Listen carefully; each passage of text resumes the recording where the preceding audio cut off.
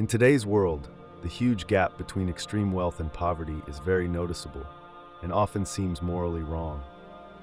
We live in a society where a small number of people have enormous amounts of money, more than they could possibly spend in their entire lives, while millions struggle every day to get basic things like food, water, and shelter.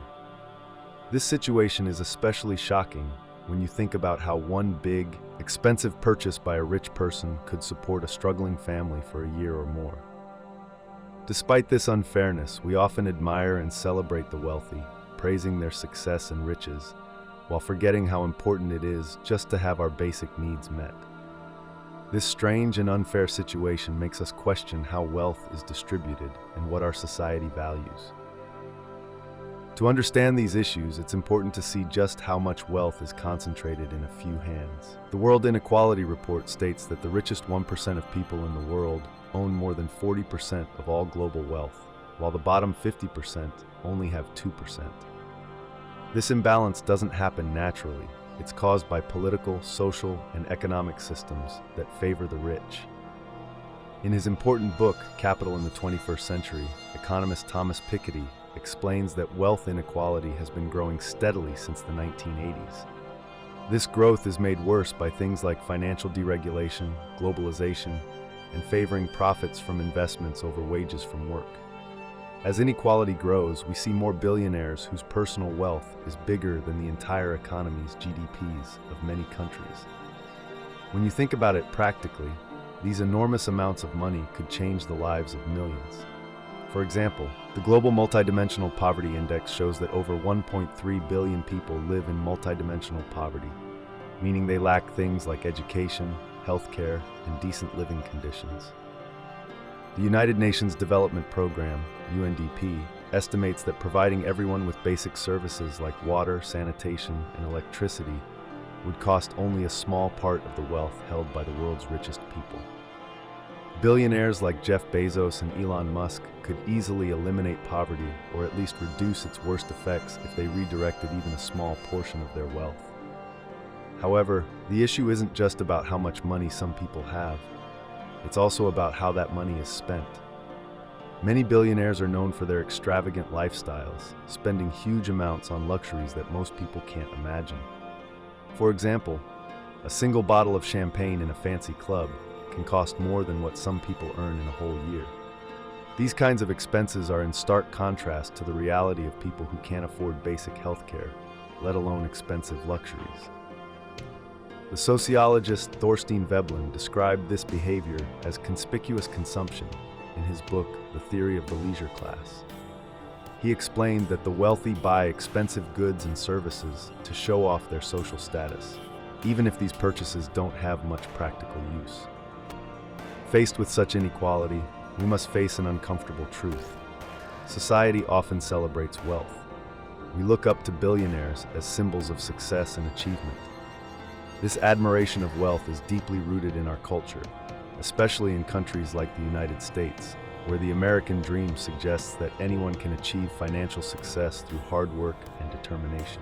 Books like Ayn Rand's Atlas Shrugged support this individualistic view, arguing that people who amass wealth are more talented or driven, and therefore their wealth reflects their merit. This story conveniently ignores the structural advantages that many extremely wealthy people have. Wealth often leads to more wealth because those born into rich families have access to better education, networking opportunities, and initial capital, making it easier for them to grow their fortunes compared to those who start with nothing. Celebrating wealth also makes us ignore the moral issues of allowing so many people to suffer while a few live extravagantly. Philosopher Peter Singer has written a lot about this moral problem, especially in his essay Famine, Affluence, and Morality. Singer argues that if we have the ability to prevent suffering and choose not to, we are morally responsible for that suffering. If billionaires can lift millions out of poverty but instead spend their money on luxury yachts and space tourism, we must question not only the morality of these individuals, but also the society that allows and even encourages such behavior. While we idolize the rich, we often forget how fortunate we are to have our basic needs met. Access to clean water, regular meals, healthcare, and shelter are basic human rights. but they are privileges in a world where billions of people lack these essentials. In their book, The Spirit Level, Richard Wilkinson and Kate Pickett show that societies with more equality tend to have better overall well-being. These societies have lower crime rates, higher life expectancies, and their people generally report higher levels of happiness and trust in each other. When the gap between rich and poor is too large, it creates social tension, weakens democracy, and lowers the quality of life for everyone, not just the poor.